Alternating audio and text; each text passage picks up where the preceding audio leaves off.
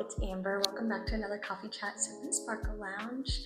If you don't already follow me on Instagram, join our community. It's at Sip and Sparkle Lounge, and you can just join all of the women here together that are healing and growing and learning how to grow their relationships, build strong relationships. So follow me there, and then let's just continue talking and sipping on our coffee together. So today I have been really reflecting on survival instincts versus safety and how that transition looks in my life, how that may look in your life. Basically, going from a relationship where you are constantly in survival mode, you're constantly walking on eggshells all the time, you're making sure that you're not doing anything wrong, you're in that type of relationship where you're treading thin ice, you're doing everything in the book right just to make sure that this relationship stays steady, versus the transition going into a healthy relationship where you're safe, where you're protected, where you're provided for, where you're led. Something that isn't talked about enough is the hardship of that transition and how it affects me, how it affects you.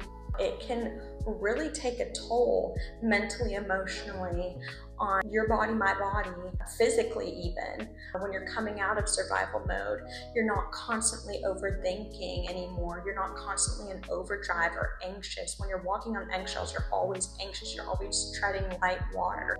But whenever you're moving out of that, now your whole body is coming out of that survival instinct. Whenever I got out of my last relationship, I ended up being like very thin. I lost a lot of weight right off the bat, because normally whenever I'm stressed out, I just am not able to eat, hold anything down. So I was sickly skinny, like skin and bones.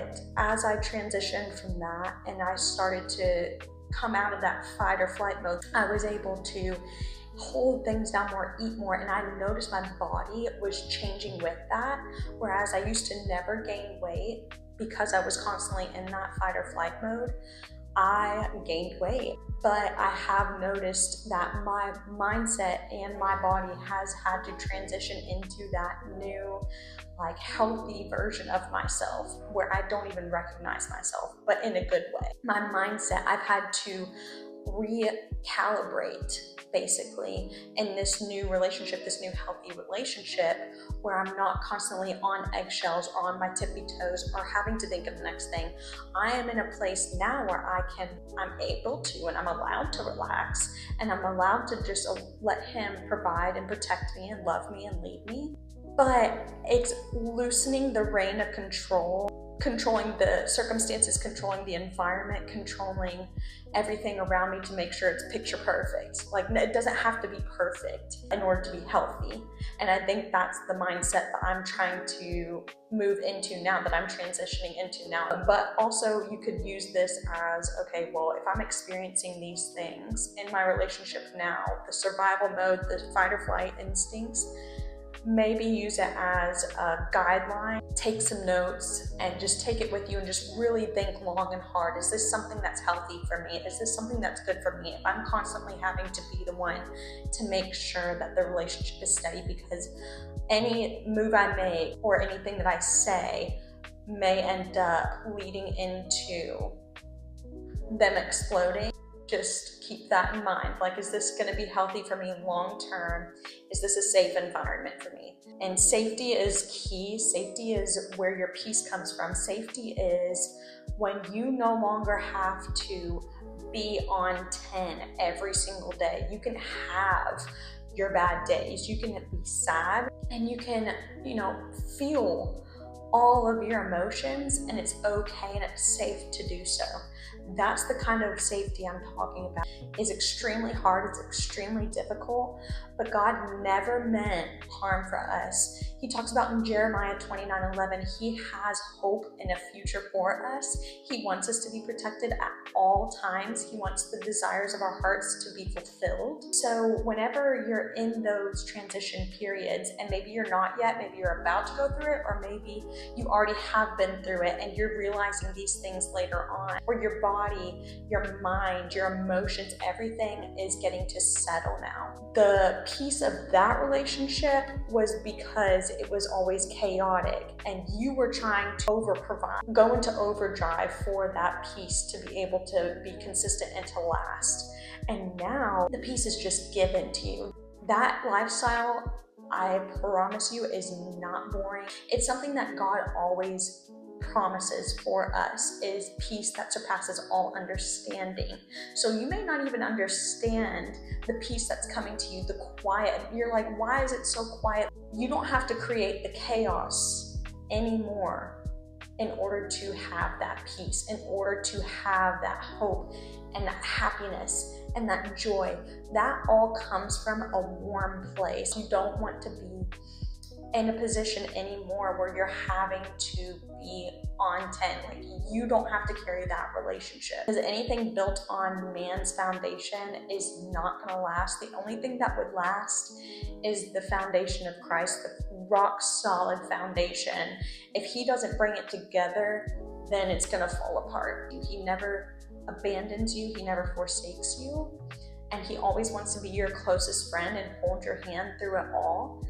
So just don't abandon him and don't forsake him whenever you do get the answered prayers. But now you get to praise God and you get to worship him and you get to glorify him for all that he has done and all that he's brought you through. And let's not also forget what he did bring us through, so that we don't take what we have now for granted. It's the matter of receiving it and stewarding it at the same time. Just remember, you do not have to be in a place, in a space where you're not appreciated, where you're not loved, but to truly be seen.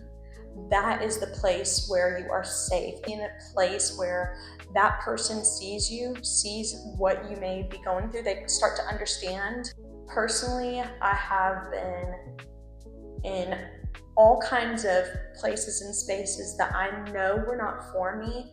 And I think we all know deep down when it's not right and it's not for us. So whenever we do get in these safe spaces and we do get in these healthy relationships and we do have these safe, healthy environments that we're in now, it can be hard to switch and be like, okay, this is safe for me because I'm able to do this, this, and this. And sometimes it's a matter of self-evaluation, knowing yourself enough, knowing your emotions, your mindsets, your patterns enough to say, hey, this is healthy and this is good.